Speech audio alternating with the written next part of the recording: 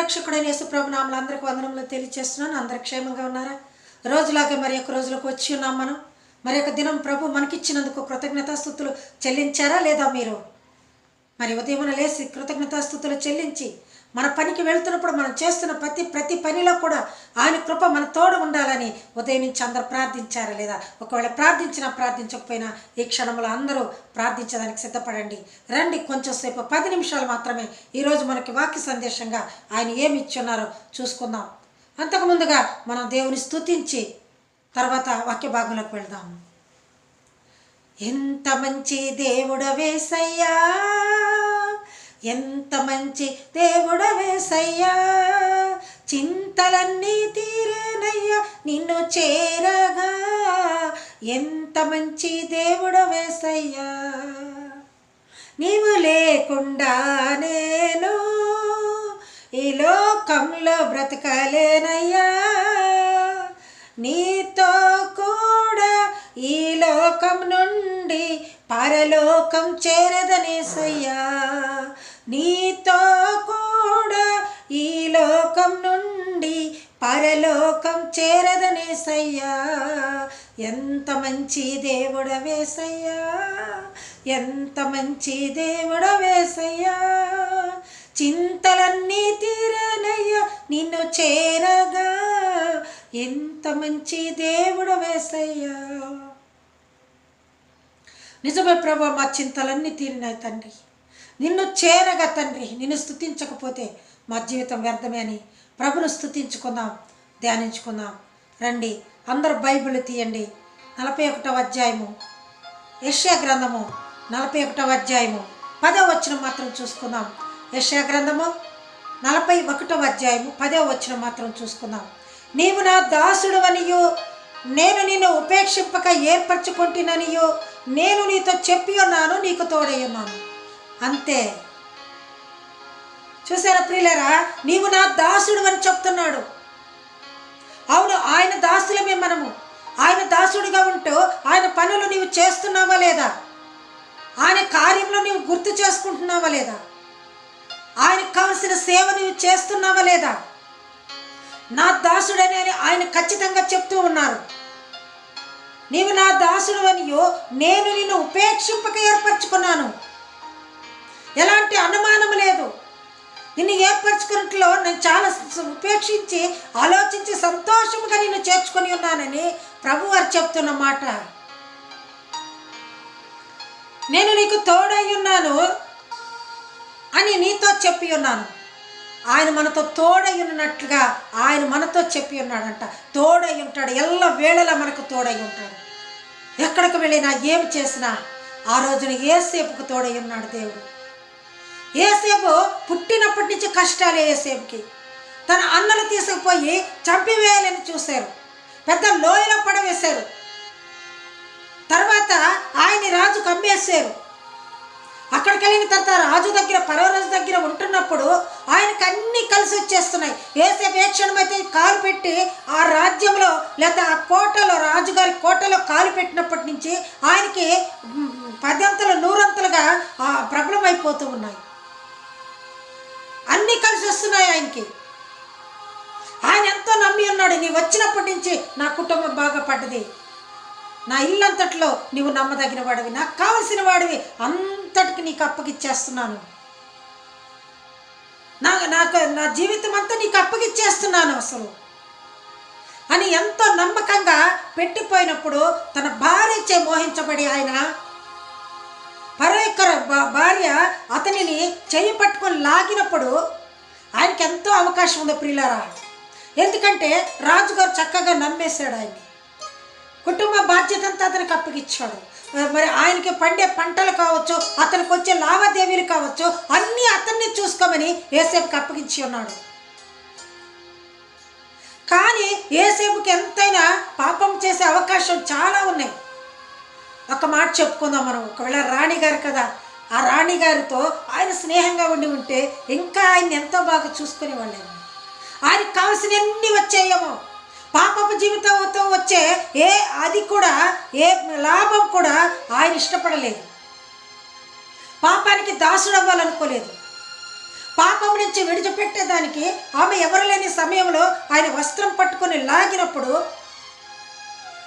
ఆయన ఆ వస్త్రమును విడిచేసి వెళ్ళిపోయాడు, కానీ ఆమెకు లోపడలేదు. ఎందుకంటే పిల్లారా, మనమైతే వస్త్రం లాగాలంటే బాధపడిపోతుండే, వస్త్రం పోతుందంటే మనకు సిగ్గు వచ్చేస్తుంది కదా. కానీ ఆ సిగ్గును కూడా ఆయన జయించేసి ఆ బట్టలు తీసి పడేసి ఆ పట్టుకున్న వస్త్రమును ఆమె చేతిలోనే వదిలేసి వెళ్ళిపోయాడండి. చప్పట్లు కొడదాం ఒకసారి. ఎందుకంటే దేవుడు ఎంతైనా నమ్మదగినవాడు. యేసేపుకు తోడై ఉన్నాడు. ప్రతి విషయంలో కూడా యేసేపుకు తోడై ఉండి ఆయన ఎక్కడ కూడా పాపం చేసేదానికి అవకాశం వచ్చినా కూడా అక్కడ కూడా దేవునికి భయపడ్డాడు యేసేపు. దేవుణ్ణి గౌరవించాడు కానీ పాపాన్ని గౌరవించలేదు, పాపం కావాలనుకోలేదు. అందుకు చెప్తున్నాడు ఇక్కడ, నేను నీతో చెప్పి ఉన్నాను, నీకు తోడై ఉన్నాను. తోడై ఉంటానని చెప్పి ఉన్నాడు దేవుడు. మనకు కూడా తోడై ఉంటానని చెప్పి ఉండవచ్చు, చెప్పి ఉన్నాడు కూడా. నా జీవితంలో నాకు ఎన్నోసార్లు దేవుడు నాకు తోడై ఉన్నాడు. నేను సాక్ష్యం చెప్పగలను. ఎన్నో కష్టాలలో, నష్టాలలో, బాధల్లో, సంతోషాల్లో, అన్ని విషయాల్లో దేవుడు నాకు తోడై ఉన్నాడు. ఆయన కృపలేనిది నేను జీవించలేను ఈ లోకంలో. నీ కృపలేని క్షణము, నీ దయలేని క్షణము నేను ఊహించలేను యేసయ్యా. యేసయ్యా నీ కృప నాకు చాలయ్యా, నీ కృపలేనిదే నేనుండలేనయ్యా. ఆయన కృప ఉంటేనే బ్రతుకుతున్నాం మనం. ఆయన కృప లేనిదే మనం జీవించలేము. ప్రియులారా, మీరు వింటున్నారా వాక్యాన్ని? మీకు ఏదైనా బాధ కలిగినప్పుడు దేవుడు మమ్మల్ని వదిలేస్తాడే, మాకు తోడై ఉండలేదే, మేము అనారోగ్య స్థితిలో పడిపోయామని దిగులు పడుతూ కూర్చున్నారా? నీకు తోడై ఉన్నవాడిని నువ్వు గమనించలేకపోతున్నావా? నువ్వు ప్రార్థించలేకపోతున్నావా? ప్రభు పైన నమ్మకం లేదా నీకు? ఆయన నీతో తోడై ఉన్నాడని చెప్పి ఉన్నాడు కదా. బైబిల్ చదివితే మీకు అందరికి అర్థమవుతుంది. ఖచ్చితంగా చెప్తున్నాడు ఆయన, నేను నీకు తోడై ఉన్నాను, భయపడకమో, నేను నీ దేవుడినై ఉన్నాను. యెషయా గ్రంథము 41:10 చూసుకుంటున్నాం మనం. మీరు కూడా చూడండి. భయపడకము, నేను నీకు తోడై ఉన్నాను, నీ దేవుడినై ఉన్నానని చెప్తున్నాడు. మనకెంతోమంది సహాయం చేస్తున్నప్పుడు, అయ్యా మీరు దేవుడయ్యా, అమ్మా మీరు దేవతమ్మ అలా చెప్తూ ఉంటాం. కాదండి, దేవుడే మనకు వాళ్ళ ద్వారా సహాయం చేయించాడు. దేవునికి మాత్రమే సాధ్యం అది, ఇంకెవరికి సాధ్యం కాదు అది. నీవు భయపడకమో, నీకు తోడై ఉన్నాను, నీ దేవుడినై ఉన్నాను. ఎవరు? మన దేవుడు. దేవునికి భయపడి యేసేపు, ఆయన్ని గౌరవించి యేసేపు ఆయనకు తోడై ఉన్నాడు. యేసేపుకు తోడై ఉన్నాడు దేవుడు, మనకు కూడా తోడై ఉంటాడు. ఒకవేళ పాపపు జీవితంలో ఉచ్చులో చిక్కుకొని పోయి బయటకు రాలేకపోతున్నావా? తప్పనిసరి పరిస్థితిలో పాపం చేయవలసి వచ్చినది అని నీవేమన్నా మరి కన్విన్స్ అవుతున్నావా? దేవుణ్ణి అడగలేకపోతున్నావా? దాటి రాలేకపోతున్నావా? లేకపోతే ఈ ఒక్కసారికే కదా, తర్వాత ఏముందలే అనుకుంటున్నావా? ఏమైనా ఇంకా నీ కుటుంబంలో రక్షణ పొందకుండా ఉన్నారా?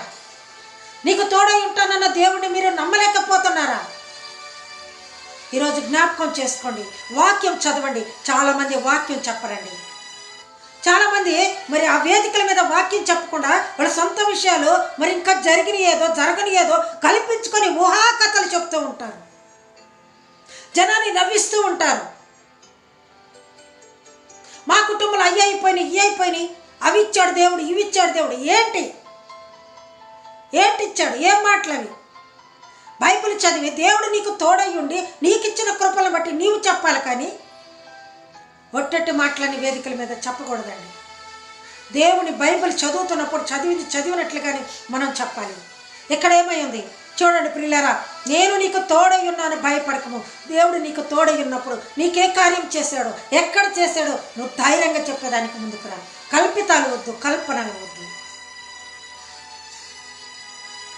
ఇంకా చెప్తున్న మాట, దిగులు పడకము. దిగులు పడుతున్నావా? యాకోబు పత్రికలో యాకోబు గారు ఏం చెప్పారు? యాకోబు పత్రికలో ఆయన చెప్తూ ఉన్నారు, సంతోషం వస్తే కీర్తనలు పాడవలెను, శోధన వచ్చినప్పుడు ప్రార్థన చేయవలెను, అనారోగ్యం వచ్చినప్పుడు సంఘ పెద్ద దగ్గరికి వెళ్ళి ప్రార్థన చేయించుకోనము. నూనె రాచి విశ్వాస సహితమైన ప్రార్థన ఆ రోగిని స్వస్థపరచును. అంత మాత్రమే కాకుండా పాపంలో చేసిన వారైతే పాప క్షమాపణ కూడా కలుగునని చెప్పి ఉన్నాను. ఏలియా మనమంటి స్వభావం కలిగిన వాడే. ఆయన ప్రార్థన చేయగా 3.5 సంవత్సరం వర్షం ఆగిపోయింది. మరలా ప్రార్థన చేయగా వర్షము భూమి ఆకాశము వర్షం ఇచ్చెను, భూమి తన ఫలమునిచ్చెను. ఆకాశము విన్నది, భూమి విన్నది ఆయన ప్రార్థన చేస్తే. నీవు దిగులు పడుచున్నావా? ప్రార్థన చేయలేవా? వాక్యానుసారముగా జీవించలేవా? వాక్యాన్ని చదవలేవా? రండి ప్రియులారా, దిగులు పడకము, నేను నిన్ను బలపరుతును. బలహీనంగా ఉన్నావని భయపడుతున్నావా? నీ వాళ్ళలో నువ్వు బలహీనుడుగా ఉన్నావని నువ్వేమైనా సిగ్గుపడుతున్నావా? దిగులు పడుతున్నావా? వేదనతో కూర్చుంటున్నావా? దిగులు పడకము, నేను నిన్ను బలపరుతును, నీకు సహాయము చేయవాడను నేను. సహాయము చేయవాడు ఆయనే. ఈ లోకంలో మనకి ఎవ్వరు సహాయం చేయరండి. నీ హృదయపూర్తిగా నీవు కూర్చొని ప్రార్థిస్తున్నప్పుడు, ఆయన నీతో మాట్లాడుతున్నప్పుడు వాక్యము ద్వారా నీవు బలపడతావు. ఏదేదో చేసి ఏవేవో కల్పిత కథలు చెప్పి కల్పనలకు అల్లి మాటలు చెప్పి అవి కాదండి మిమ్మల్ని బలపరిచేయి. మనల్ని బలపరిచేది ఒక్కటి మాత్రమే, ఆయన నామం మాత్రమే. దిగులు పడకము, నేను నిన్ను బలపడుతున్నానని చెప్పి ఉన్నాడు. నీకు సహాయం చేయవాడని నేనే. సహాయం ఈ లోకంలో ఎవ్వరు చేయలేకపోవచ్చు. ఆయన తప్పకుండా సహాయం చేస్తాడు. విశ్వసించావా? ప్రార్థిస్తున్నావా? అడుగుచున్నావా? నీ మనసాక్షితో నువ్వు గట్టిగా కూర్చొని ప్రభుతో మాట్లాడుతున్నావా లేదా? నీకు సహాయం చేయవాడని నేనే. నీతి అను నా దక్షిణ హస్తంతో నిన్ను ఆదుకొనిదను. నీతి అనే దక్షిణ హస్తం ఆయనది. ఆయన హస్తంలో నీతి ఉన్నది, ఆయన హస్తంలో బలం ఉన్నది, ఆయన హస్తంలో మరి చేయవలసిన మా కార్యములన్నీ ఆయన హస్తంలో ఉన్నవి.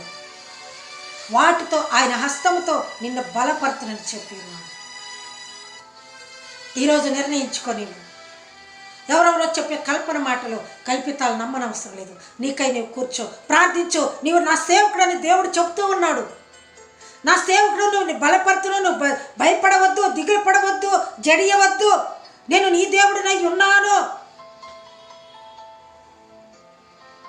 ఉపేక్షించక ఏర్పరచుకున్నాడు మనల్ని. నీవు ఇంకా నమ్మలేకపోతున్నావా? ఆయన సేవకుడని చెప్తున్నప్పుడు నువ్వు ఇంకా నమ్మలేకపోతున్నావా? బైబిల్ తీసుకొని చదువు, అప్పుడే నువ్వు సేవకుడు అవుతావో ఎవరు అవుతావో నీకే అర్థమైపోతుంది. ప్రియులారా, అందరూ జ్ఞాపకం పెట్టుకోండి, ఆయన మనకు తోడై ఉన్నాడు, ఆయన మనకు బలమై ఉన్నాడు. బలహీన సమయములో నీ బలము ప్రసాదించుము, జీవనదిని నా హృదయములో ప్రవహింపచేయుమయ్యా. ఆయన ప్రవహింపచేసేదానికి ఆయన జీవ జలములిస్తాడు, జీవమునిస్తాడు. కనుక మీరు ఈరోజున బలము కలిగిన దేవుణ్ణి బలముగా చేర్చుకొని ఆయనని హృదయపూర్తిగా నింపుకొని ఈరోజు ఆయన దిగులు పడవద్దని చెప్తున్నాడు, భయపడవద్దని చెప్తున్నాడు. నేను నీ దేవుడినని చెప్తున్నాడు, నిన్ను బలపరుతునని చెప్పి ఉన్నాడు. కనుక ఈరోజు మనకి ఈ వాగ్దానం ఇచ్చినందుకు, ఆయన ఇచ్చిన బలమును, ఆయన ఇచ్చిన హస్తమును, నీతి అనే దక్షిణ హస్తమును, అవన్నీ మనకుండక, మనం దిగులు పడకుండా, భయపడకుండా, వేదన పడకుండా, కన్నీరు కార్చకుండా జీవించేదానికి నిర్ణయించుకున్నాం. ఈరోజు ఇచ్చిన వాక్యమును దేవుడు మన ఎడల దీవించి ఆశీర్వదించునుగాక. God bless you all. Thank you one and all. ఈ వాక్యం వింటున్న ప్రతి బిడ్డను కూడా దేవుడు దీవించి ఆశీర్వదించునుగాక. అలాగే మన ఛానల్ని అందరూ కూడా ఆదరిస్తూ ప్రతిరోజు కూడా వాక్యం చూస్తున్న వారందరికీ మీ అందరికీ నా ప్రత్యేకమైన వందనాలు తెలియజేస్తూ గాడ్ బ్లెస్ యు ఆల్.